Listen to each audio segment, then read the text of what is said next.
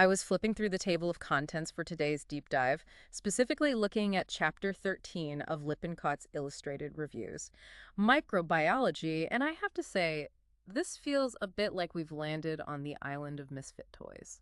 That is a surprisingly accurate description. Well, I mean, we just came from Enterobacteriaceae, which is this big, orderly, happy family of bacteria. Right.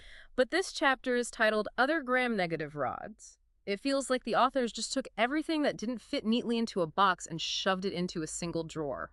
It does look that way on the surface. You're dealing with a collection of pathogens here that don't share a single genetic lineage. Yeah. But if you look closer at the text, there are actually two very strong threads tying this rogues gallery together. Okay. First, the structure, they are all gram-negative. Meaning they have that complex cell envelope with lipopolysaccharide or LPS. Right, which is a potent virulence factor in itself because it triggers such a strong immune response. Yeah. But the second thread is physiological. Generally speaking, these bugs are aerobes. They love oxygen. They love oxygen. And that preference dictates exactly where they strike in the human body. Oxygen tension is highest in the lungs, so I assume that's the primary target. It is. They aggressively target the respiratory tract or tissues with a high blood supply. So to keep this all organized, we usually break this chapter down into three specific buckets. I've got the outline here. So bucket 1 is the respiratory pathogens. Bucket 2 is what I'm calling the opportunist, just one bug, but a nasty one. And bucket 3 is the zoonotics. The ones jumping from animals to humans, that's the roadmap. And for anyone listening, whether you're a med student cramming for boards or just curious, this chapter is what we call high yield. Why is that? Because these bacteria produce incredibly distinct clinical signatures. You're not going to mistake the sound of a whooping cough or, the sight of a plague boil for anything else. Let's start with that first bucket then, the respiratory specialists. We're kicking off with Haemophilus influenza. And we have to address the elephant in the room immediately. The name. The name implies it causes the flu. A massive historical blunder. During the 1890 flu pandemic, scientists thought this bacteria was the cause. It wasn't influenza as a virus, but the name just stuck. But the first part, Haemophilus, is accurate. It is. It's Greek for blood-loving. But looking at the growth requirements here, it's not just that it likes blood. It's incredibly high maintenance about it. The text says it won't even grow on a standard blood agar plate. No, it's too picky. The nutrients it needs are locked inside the red blood cells. Oh, okay. So to get Haemophilus to grow in the lab, we have to heat the blood agar until the cell's lice pop open and turn a brown color. Which gives us the delicious-sounding chocolate agar. Delicious name, strictly scientific application. By lysing those cells, we release two specific things the bacteria is starving for.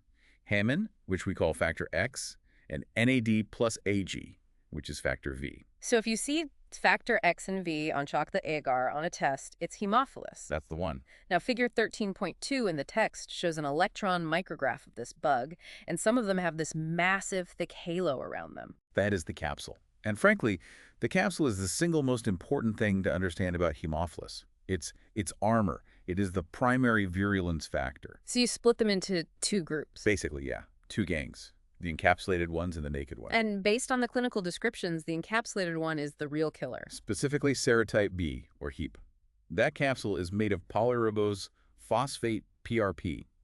It acts like an invisibility cloak against the immune system, allowing the bacteria to slip into the bloodstream. And that's what causes the really bad stuff. Right. Meningitis, septic arthritis, and epiglottitis. Epiglottitis is the one that terrifies parents, right? It causes the tissue covering the windpipe to swell so massively it can close off a child's airway. It's a true medical emergency. Whereas the unencapsulated strains, they seem to stick to local spread, as figure 13.3 shows. Exactly. Without the armor, they can't invade as deep. They cause otitis media, middle ear infections, sinusitis, or bronchial pneumonia in older adults. Annoying, painful even, but rarely fatal in the same way. I noticed the text highlights a huge drop in those severe meningitis cases. I'm guessing that's the Hib vaccine at work. Oh, absolutely. One of the greatest public health victories of the 20th century. We conjugate that capsular sugar, the PRP, to a protein carrier so an infant's immune system can learn to recognize and attack it. And it worked. It has virtually eliminated Hib meningitis in vaccinated populations. Let's move to the next lung attacker. Bordetella pertussis. The cause of whooping cough. And a highly contagious, strictly human pathogen. That's right. The mechanism here seems Incredibly aggressive. The text refers to a toxin cocktail. It sounds like this bacteria is waging chemical warfare on your throat. It absolutely is. If you look at figure 13.6, you see the strategy. First, it uses something called filamentous hemagglutinin. Like a grappling hook. That's a great way to put it. It uses this to latch onto the ciliated epithelial cells, the little hairs in your airway that sweep out mucus. The mucociliary escalator. Correct. So once it's latched on, it deploys tracheal cytotoxin. This toxin paralyzes those cilia and eventually kills the cells. The escalator stops. And you can no longer clear mucus from your lungs. Nope. Which triggers the cough. The whoop? A Oh. violent cough. And just to add insult to injury, it releases pertussis toxin, which drives up your white blood cell count lymphocytosis and messes with your histamine regulation. The timeline of this disease seems tricky, though. Figure 13.7 shows 3 phases, and the first one, the catarrhal phase, just looks like a common cold. And that's the trap. For Yep. 1 to 2 weeks, you have a runny nose, maybe a low fever. You think you're fine, so you go to work, you go to school. But this is actually when you're most contagious. Spreading it everywhere. Everywhere. And then you hit the paroxysmal phase. Which is the nightmare phase. It is. The cilia are destroyed. The patient coughs so hard and so dryly that they run out of air, and that's followed by a desperate gasp for breath. That's the whoop. It's exhausting, and vomiting often happens right after because the pressure is so intense. Wow. And how do we catch this in the lab? I see charcoal mentioned again in the media types. Yeah, Bordetella is very sensitive to toxins in standard media, so we use charcoal to absorb them. The specific media names you need to know are Rigan-Low or Bordet-Gengu. Okay, rounding out the respiratory bucket is Legionella, the air conditioner bug. Named after that famous 1976 outbreak at the American Legion Convention in Philadelphia. The bacteria was breeding in the hotel's cooling towers. The unique thing here is transmission. Unlike Bordetella, I can't catch this from you coughing on me, right? No person-to-person transmission. You have to breathe in aerosolized water droplets from a contaminated source AC units, hot tubs. Even those produce misters in grocery stores. The text mentions it's an intracellular parasite, but not just in humans. It lives inside amoebas. That's the survival strategy. In the wild, it hides inside environmental amoebas in the water. So when you inhale it, your immune system's macrophages, which look a lot like amoebas, swallow it up. And the bacteria thinks, great, new home. Exactly. It prevents the macrophage from digesting it, and then it multiplies inside until the cell bursts. It hacks the immune system by pretending it's still in a pond. Incredible. And this causes 2 distinct diseases, right? Legionnaire's disease is the bad one. Yes, very bad. Severe pneumonia, high fever. And a key clinical clue mentioned in the text. Watery diarrhea. If you have pneumonia plus diarrhea, you should immediately think Legionella. And the mild version. Pontiac fever is basically a flu-like illness.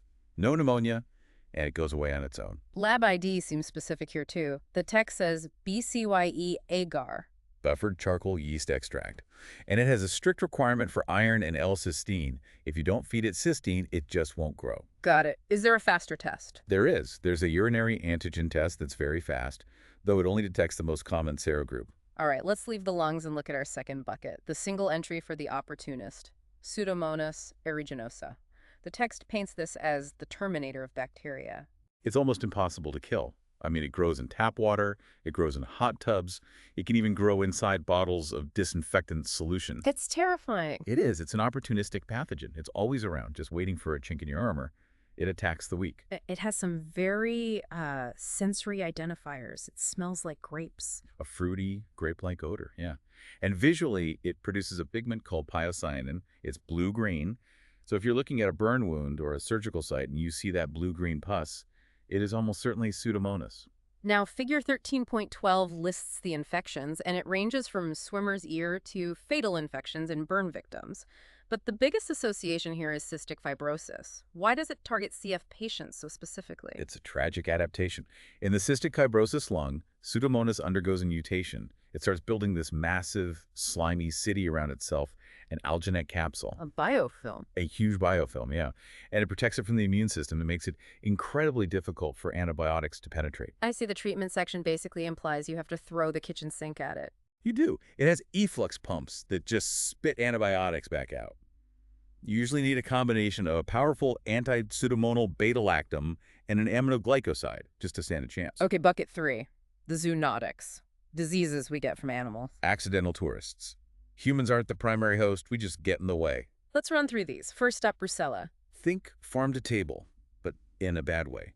Unpasteurized milk and cheese from goats, sheep, or cattle, or direct contact for slaughterhouse workers. And the symptom to watch for is undulant fever. Exactly. The fever rises and falls like a wave. It infects the reticuloendothelial system, the lymph nodes, liver, spleen. It's a chronic, miserable infection.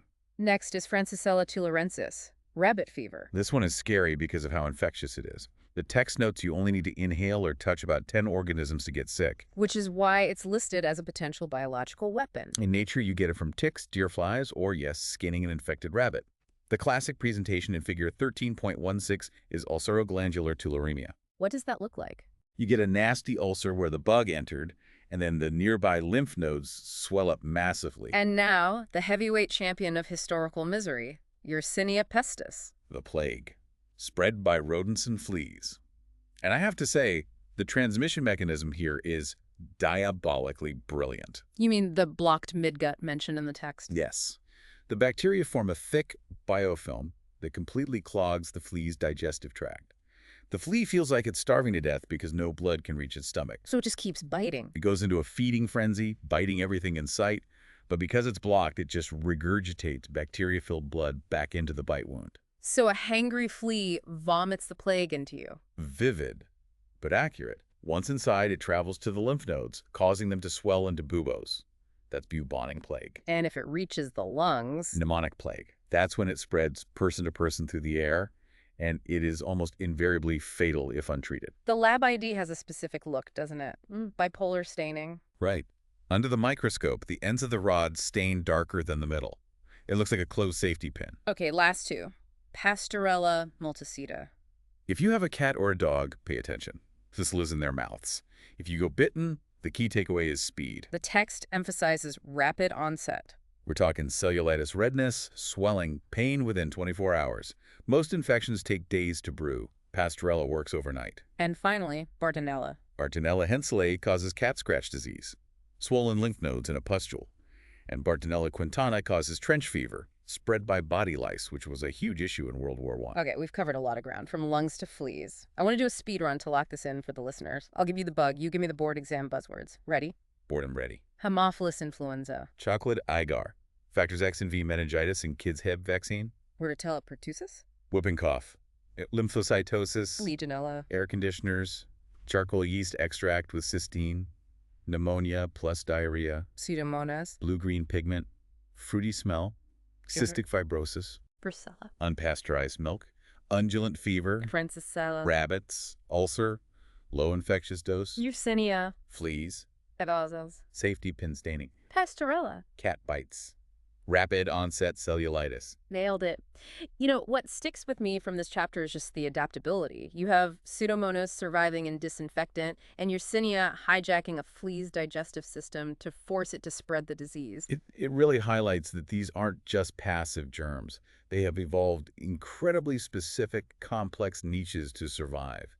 It's a reminder that in microbiology, context is everything, whether you're a swimmer, a hiker, or just someone enjoying some unpasteurized cheese. On that note, I think I'll skip the cheese plate for lunch. Thanks for guiding us through the gallery of misfits. My pleasure. This has been a last-minute lecture production. We'll catch you in the next chapter.